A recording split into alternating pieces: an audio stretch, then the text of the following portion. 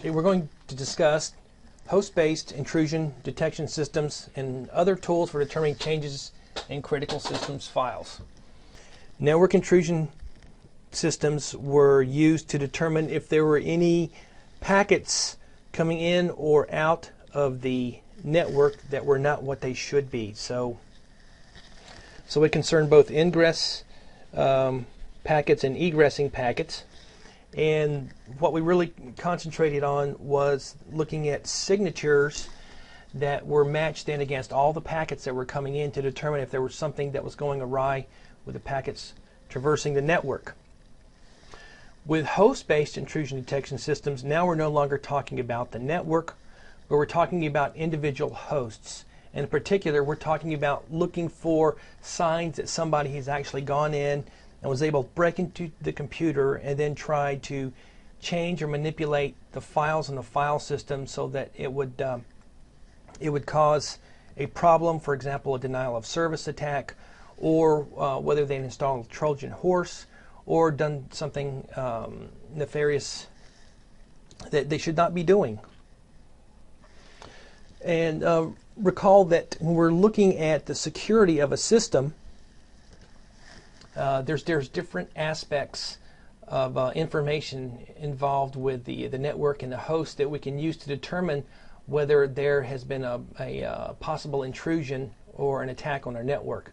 And so that includes looking at things such as the firewall logs and the intrusion detection logs, suspicious users, and such things as just simple old logging, for example, logging of the processes or logging of other things going on that are written to the syslog program if we're talking about Linux, to determine whether things are okay. So the first thing we need to do is to set up our system so that they detect changes or detect things that are occurring, activities that should not be occurring. For example, are there things coming in, being shown up in the firewall logs that should not be occurring?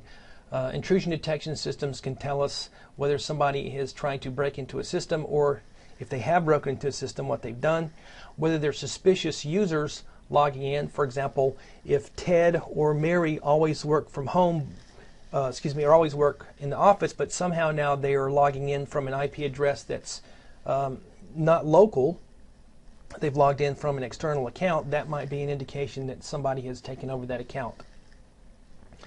And then once we detect these anomalies, we can compare that to a checklist of things that are either good or bad that should be occurring or that should not be occurring.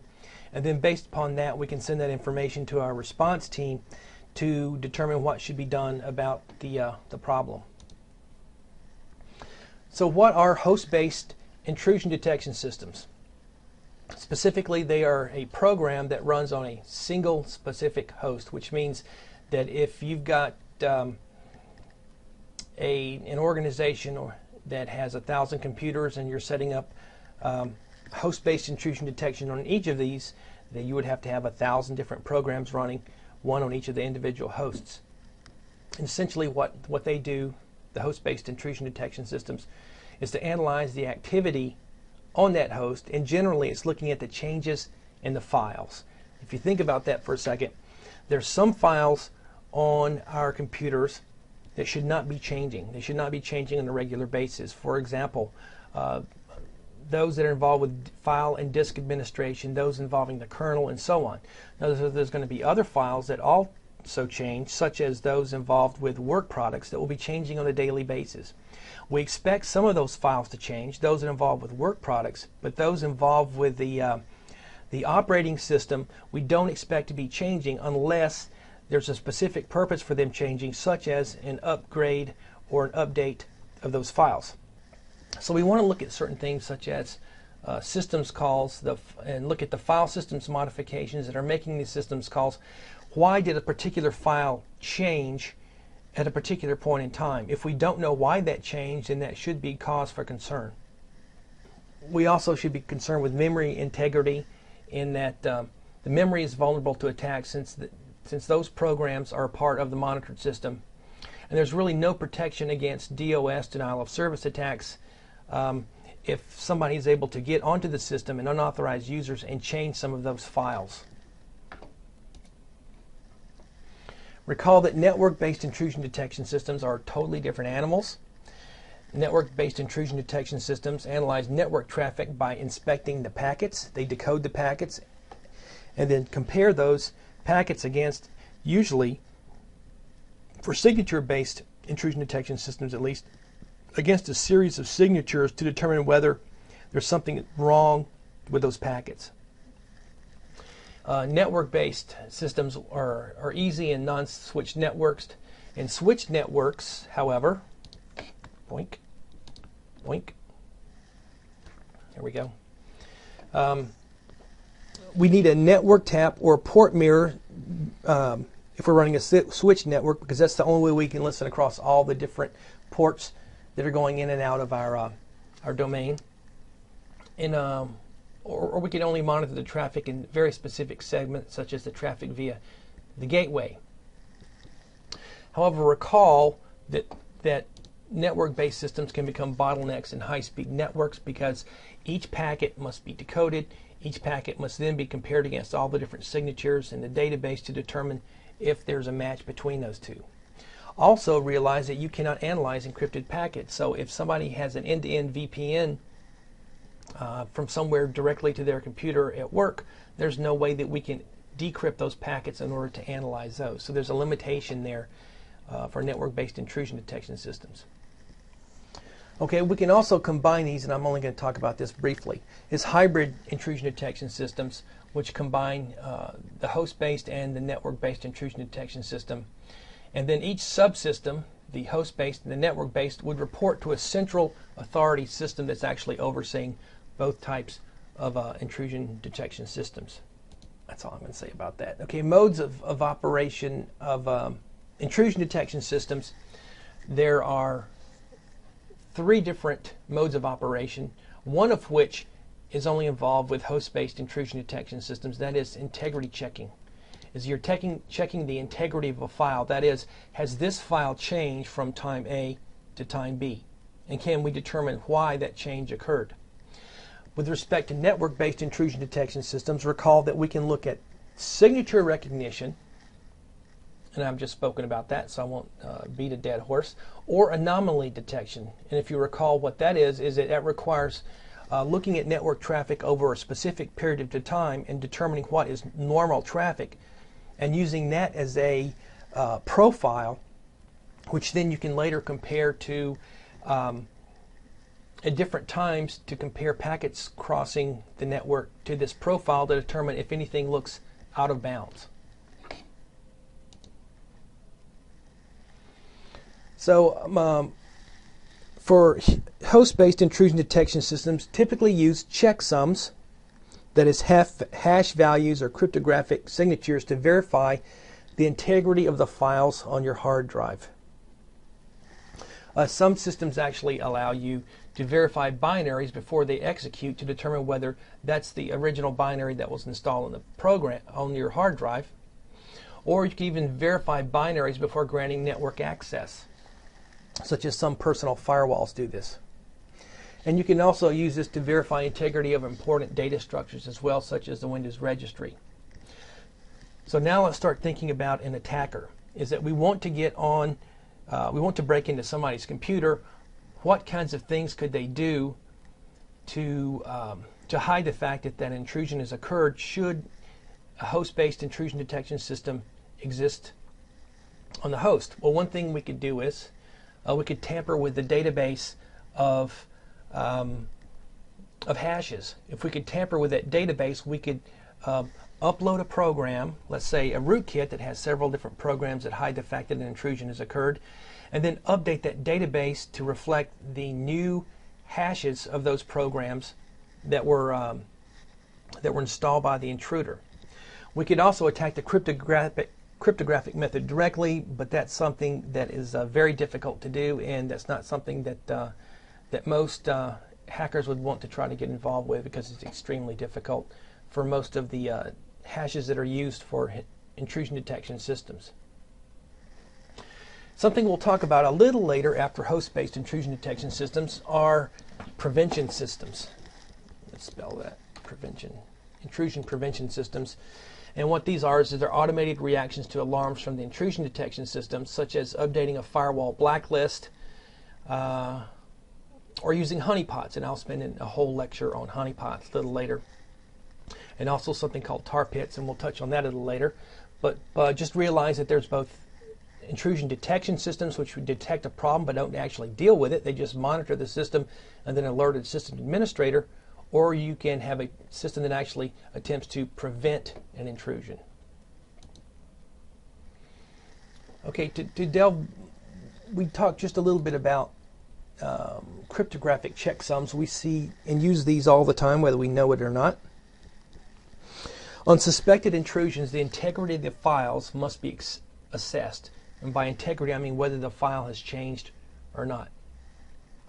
So essentially what's done with a host-based system is to check the current file's checksum against the evidence of a known good system. So essentially what we're going to do is we're going to create a database of checksums for a known good file system.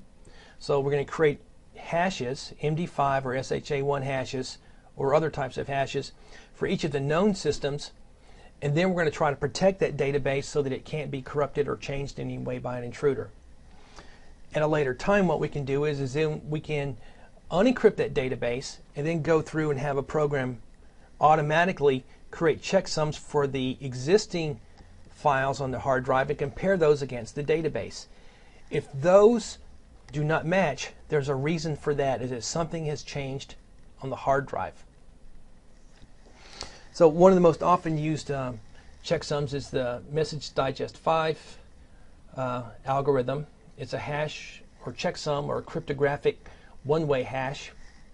It's 128-bit in size, so it's a very, very large number. And there's implementations for Windows as well as for Unix. For any of those who've used Linux or any version of Unix, you know that there's something called MD5 sum. For let me update this in real time. Linux is called MD5 sum. For the BSDs, it's called MD5. And those are the executable programs, MD5 sum for Linux and BSDs, MD5. And they do exactly the same thing. They create the 128-bit checksum that's based upon the contents of each file. So this is just a simple example illustrating how to run MD5 sum. Here we're running it against this firewall script. We typed MD5 sum and we see we get the 128-bit number right here. And of course this number is uniquely correlated with the contents of this file. If we go through here and change one bit of information in this file, we get an entirely different MD5 sum. For Windows, there's lots of different programs. There's one called MD5 Summer, which is what this one is, and it's really neat. It's just drag and drop. I think this one's a drag and drop. Maybe not. I can't remember. There's several of these. But what this does is it shows you it's actually calculating the MD5 sum here, and it tells you whether a file is unprocessed, whether it's processing, or whether it's okay. If there's an error, that is, if there's not a match between a calculated MD5 and the MD5 of the file that's being processed, that means that the file has changed. And you know, with Linux and Unix and any file that you download, regardless of the operating system, you'll find that a lot of people will actually calculate that MD5 sum for you, like this. This is from, I forgot where this was from. I think it's from DistroWatch. And so what this allows you to do is that when you're downloading these ISOs, is to make sure that that something hasn't happened in the download process, is that you take this downloaded ISO, you run the MD5 against it and compare it to this. If this does not match the calculated MD5, what has occurred? Well, for one thing, we know that the integrity has not been verified, so there's something different about the contents of this file and the one that was originally calculated right here. What is the difference? Well, we don't know. We just know that there's a difference. What might a hacker try to do in this instance to try to subvert the integrity check process? Let's say instead of an ISO, this was a program that's downloaded to do something on your computer. Well, what the hacker could do is to break in and to upload their own version of this program that has a backdoor to it, and then some way to take this HTML file and change it so it reflects the modified version of it right here, which means that you would essentially be downloading a file that was Trojaned right here and installing it, but it would still check the checksum right here, even though this file is has been modified in some way.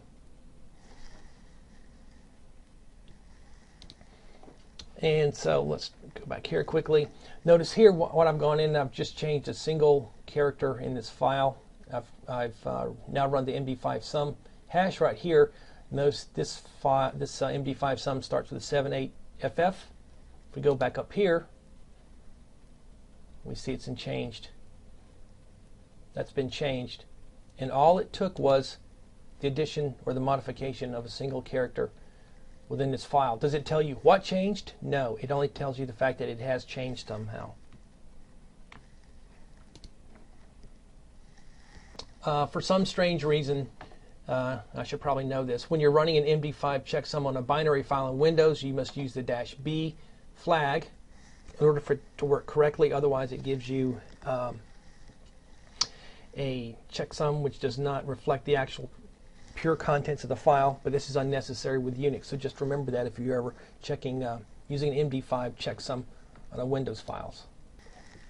So there's a lot of files on your hard drive, and if you're running, let's say, a checksum program, you want to make sure that it does a thorough job of it and automates as much of the process as possible. This is just a simple illustration of how you can do this on a single directory. If you want to check the checksums of a single directory, here we go.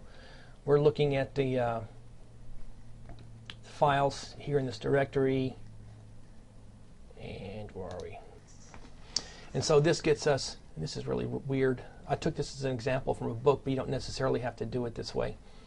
If you just typed MD5 sum star greater than list.md5, it's going to give you this information. But what this has done is it's calculated all the MD5 hashes of the files in this directory. And then if you want to go back and check the status of these, whether they've been changed or not, you type MD5 sum-C, which is check for all the files listed in here. Notice that it says that everything's okay. Nothing has been changed since this file was originally created.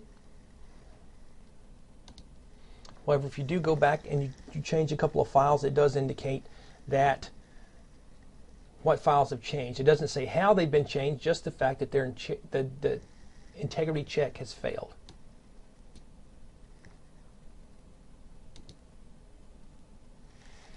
Okay, automated tools. There's several free and commercial off-the-shelf tools for integrity checking. One of the most popular of which was Tripwire, which was created at Purdue by Gene Spafford and Gene Kim, one of his students. And there's also one called AIDE, the Advanced Intrusion Detection Environment. And there's one called Samhain, S-A-M-H-A-I-N. Let me write that in here. And I've used all three. Well, excuse me, I've played around with AIDE and Samhain, and they work quite well, but I'm more used to running Tripwire. This is now a commercial product, and they do have a version for Unix that is free and for Windows that is free, but their commercial off-the-shelf is a much more expanded version, and it's got a centralized authority that can be used to monitor a series or a set of hosts. The free version is does not do that, and this can be found at tripwire.sourceforge.net. There we go. It's amazing what you remember when you start talking. Okay, each of these tools automates the process. Now, AIDE and Samhain is only available for Linux and Unix, and Tripwire is available for Linux, Unix, and Windows. These are free, open source, free open source. This has two versions: an open source a free version, and a version that is commercial and off the shelf. So each tool automates the process of checking the integrity of files, And essentially they all do the same thing. They create a list of checksums based on a configuration file. You can specify different hash functions to use, as we see right here. Certainly we don't want to use anything that's as small as CRC32. There's a possibility of collisions. So I would strongly suggest that you at least use an SHA or MD5 cryptographic hashes for this. And also what these do is to make sure that no one changes the database and the policy files, is that these are cryptographically signed with cryptographic keys so that an intruder can't change this information. It just gives you a little more information on Tripwire if you want to read some more information on it. And also if you download the Red Hat 9 manual, actually there's manuals, it does a great job of explaining how to install and run Tripwire too. So if you go to the Red Hat site or just search for Red Hat 9 manuals and Tripwire, you'll see it's got a PDF file that's really nice. Explains everything. Okay, so essentially what I did in another class is to actually run through how you would go about downloading and installing and configuring and running Tripwire. And this is just one of these you see on the www.slated.org site. Is Tripwire for Fedora Core 5. You can see there's different versions of it. There's a source if you want to build this on your own. There's one for 32-bit i386 computers and one for 64-bit computers. These are the hashes right here of the files. So you can determine the integrity of these files. And here's and this is something you saw before. If you look at the introduction to cryptography, it actually explained how to use this. To actually look at the digital signatures, look at of this file to determine whether this file had been changed or not. So in order to understand all this, you need to make sure you go back and view all those iClass files. So Tripwire, again, protects itself using the LGAML 1024-bit asymmetric cryptography. You can use 4 message digest algorithms to ensure data integrity, including MD5, Havel, SHA, SHA. You surely wouldn't want to use SHA, SHA1, because there's a problem with that, with SHA. Secure hash algorithm 1, or CRC32, which you do not want to use. It also uses authentication and encryption between the manager and the server. This is for the commercial version, and you won't even see anything about this in the freeware version. So the process of running Tripwire is to install it, as you'll see in the running Tripwire iClass. And then you want to look at the configuration files and the policy files to determine if you need any changes in there. And then you initialize your Tripwire database, which simply creates checksums for all the relevant files that are indicated in your policy file. Then you cryptographically sign the database to ensure that an intruder can't get in and change those files. And then you put a cron job in your hourly, daily, or weekly. Good gosh, you don't do it hourly, but you might want to do it daily or weekly so that Tripwire runs by itself in the background, because it is very intensive creating those MD5 files. And this is just a little script you can put in your cron job that runs the Tripwire check, and that's a dash in here. So user sbin Tripwire dash check, and you'll see all that done in the running Tripwire iClass. Here's your Tripwire policy database, and it indicates all the things about your security policy that you want implemented in Tripwire, and it's explained much more in depth in the running Tripwire iClass. But this is what it looks like, and it's looked like this forever. Okay, we kind of made a big jump there. So make sure that you look at your the running Tripwire iClass, and what you'll want to do is, and I indicated such in the iClass, is that you want to download and install, or if you've already got it on your computer, is actually run Tripwire to see how it works, to play around with some things just to see if you can catch some of the changes. Okay, LogWatch is another program that comes with SUSE, Fedora, and Red Hat, and what it does is is it's a program that's automated that looks through your logs and determines if there's something that's of a negative of evidence of an intrusion in your logs. And so again, this is an automated check of things that are going on with your system. And essentially what it does is you set this up as a cron job, and you run it, let's say at night. It looks at all the logs, and then it matches the contents of your logs against the database to determine if there's something in those logs that you should be noted. Here we see that there's an active system attack, and it tells you when this was created. And so LogWatch is from Psionic, which is no longer in existence. It was bought by Cisco, but it still comes with, you can still download it and install it. There's also one called Swatch, which is like the grandfather of all LogWatch programs. And I've run it a couple of times, but I had a little difficulty getting it installed, which will happen to run, because there's also some Perl scripts that you have to download and install as well in order for Swatch to work. And so you can put a cron job in to check your logs, you know, from 1 minute, 1 day, whatever. I had mine at one time running every hour, and you can't imagine all the emails that you get from LogWatch.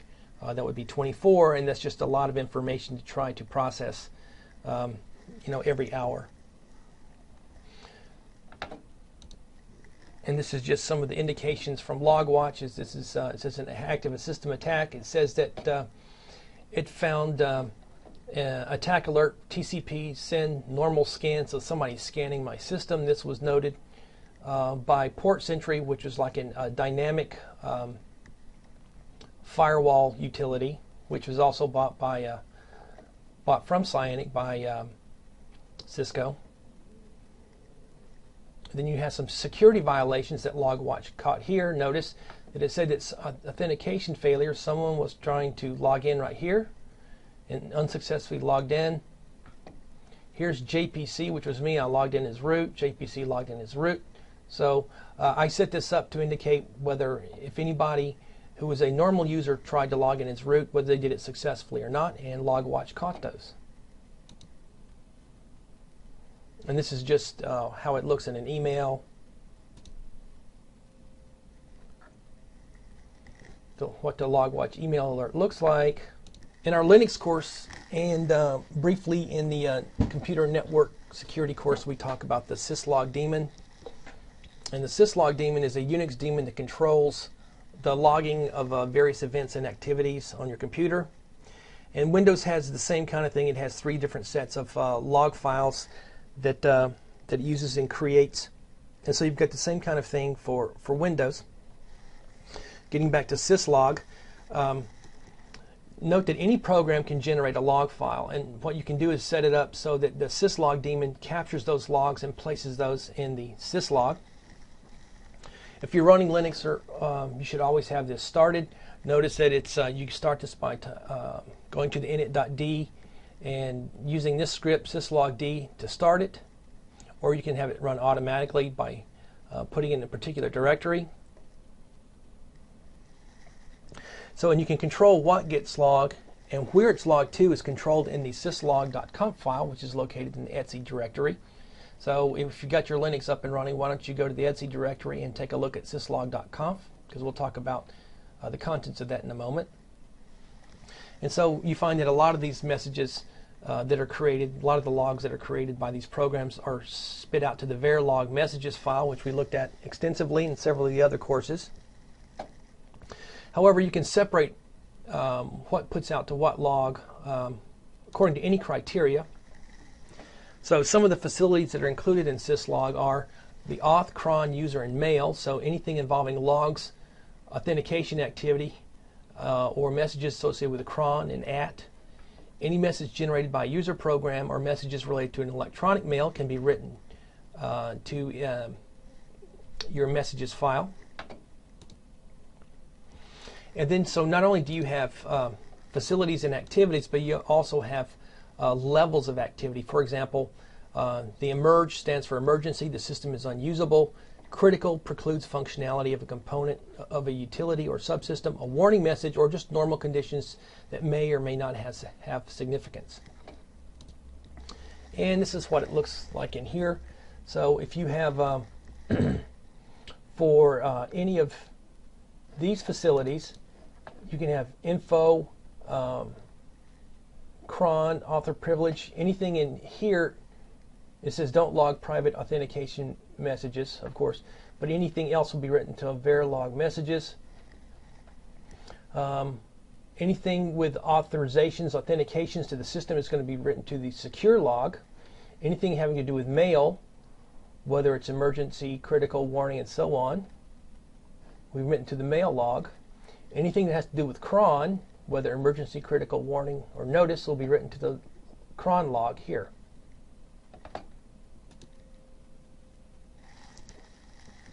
Okay, when you view the syslog conf file, it will show an entry that has a kern that is commented out.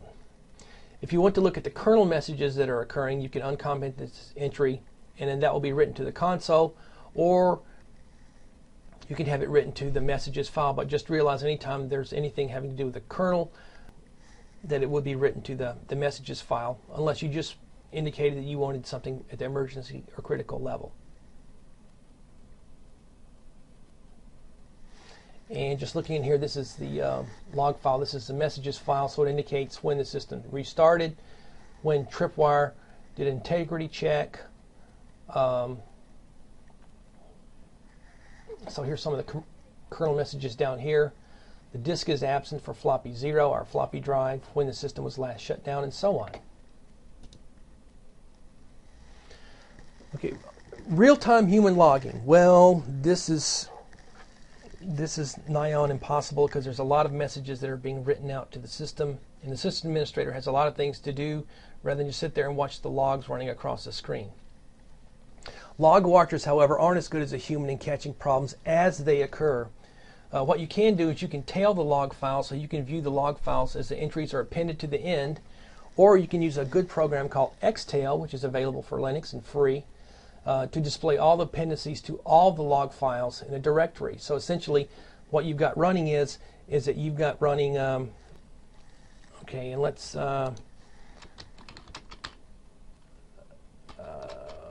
tail verilog messages. There we go. So you could have a terminal set up and running right here, and then anytime anything is written to the messages file, that actually will show up here. So it's a first in, first out. It's a FIFO. And so as soon as, for example, something is written, this will disappear from the screen, and the new one will appear down here. So if you're interested in spending your time looking at what's going on in your messages file, you can tail your log files. And so this is the XTail program. And so what this is doing is I'm running XTail, and I'm looking at all the logs that are changing in the verilog directory. So here we see that something changed, was added to the end of the secure log. Opened a terminal window, and here's one that was changed in the messages, and all these were involved in actually what was occurring right here.